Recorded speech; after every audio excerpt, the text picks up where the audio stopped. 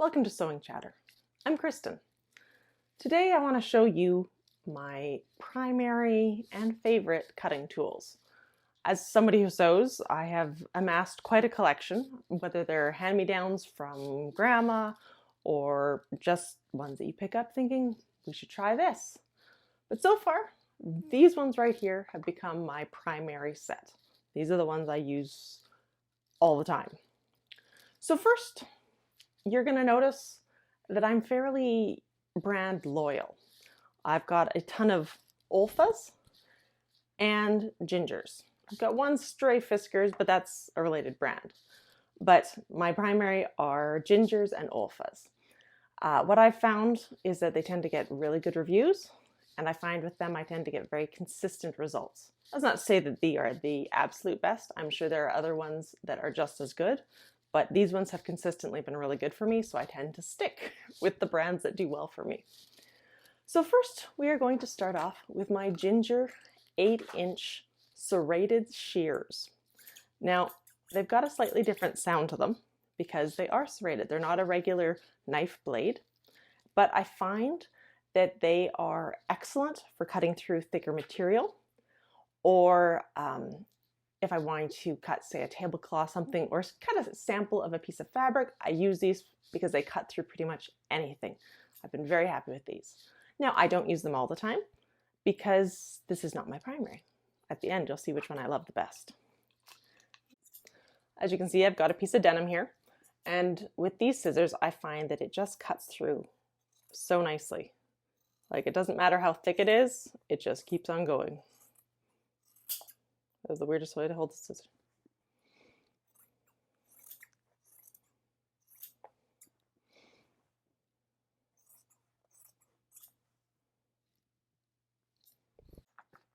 Next up, we have the Ginger applique scissors. Now, these ones are a little funny looking. You'll notice it's got essentially a duckbill side. Now, this is excellent for being able to cut, obviously, appliques, anything where you've attached fabric to another fabric and you need to trim out the seam allowance.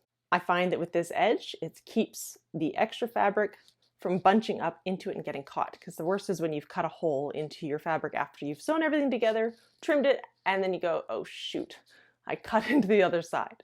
So I find these particularly helpful for that. My applique scissors, I find they are excellent for trimming.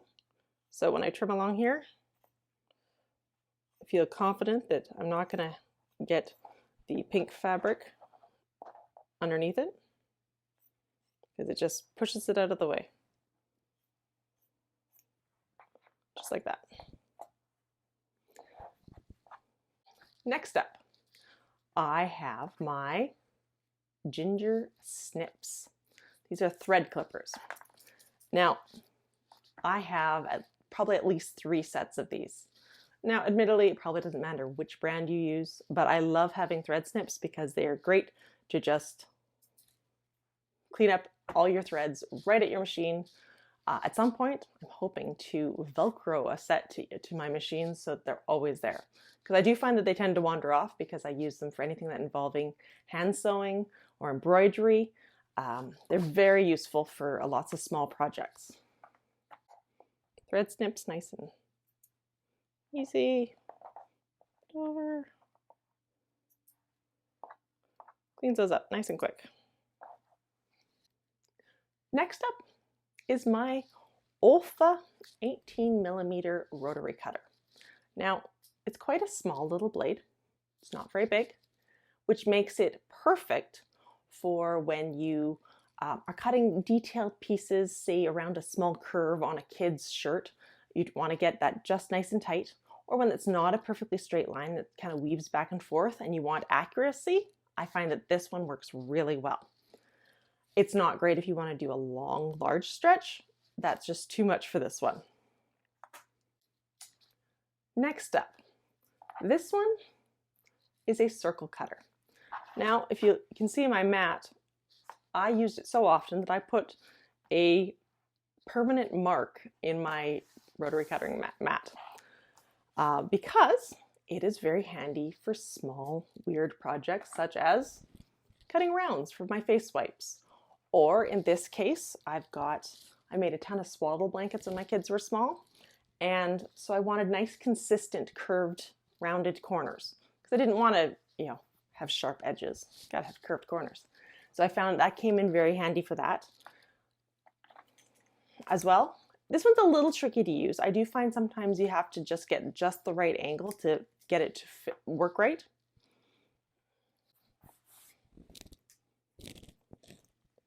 Now I find the circle cutter doesn't always cut smoothly. You do have to get just the right weighting on it, but overall,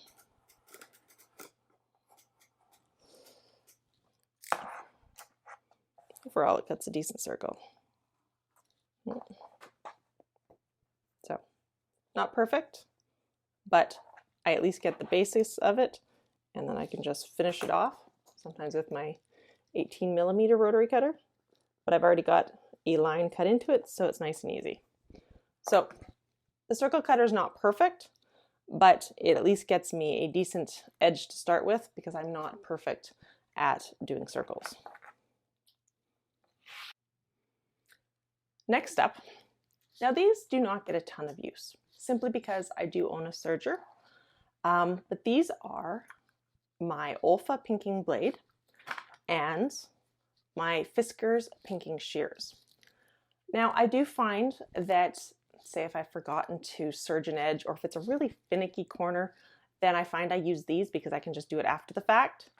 These ones, if I've got a large stretch that I know maybe it shouldn't have a serged edge to it just because it's not going to sit, there's too many threads on the inside, then I will use this.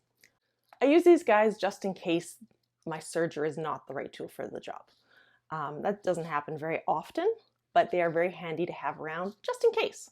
You probably don't need both, but of course I had to try both. Olfa pinking blade. Nice fancy edge.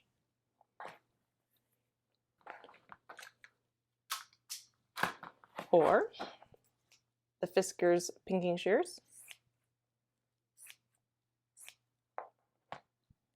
Nice tight wave to this, much tighter than the pinking blade for Olfa's.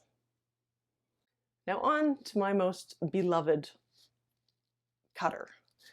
It is my Olfa 45mm rotary cutter. I use this for everything. If it is a large pattern piece, if it's a straight edge, if it's for quilting, or if it's for like a big sleeve, or pretty much anything that I can try to make it work for, I will use it. I love this one. Now, don't get me wrong, you have to be very careful, particularly with this kind of a rotary cutter.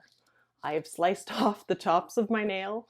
I keep all the Band-Aids in my sewing room now because I generally always nick myself if I'm tired and cutting. So don't use a rotary cutter while tired. Bad things happen. But one thing that you really should have if you have a rotary cutter is a ruler. Small ruler, big ruler. It helps a lot when you're doing long straight edges.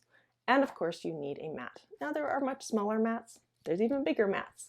But currently I have a 36 by 24 inch mat, and it has done very well for me.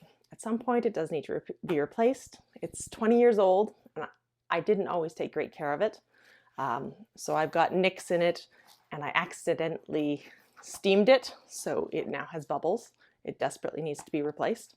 But by far, this is my favorite tool. My beloved 45mm rotary cutter. So on a nice straight line, ruler, blade, there we go, straight, lickety-splickety. If you have any favorite cutting tools, I'd love to hear about them. Let me know in the comments. Also, thank you for joining me here on Sewing Chatter. Please subscribe so you can catch all my videos.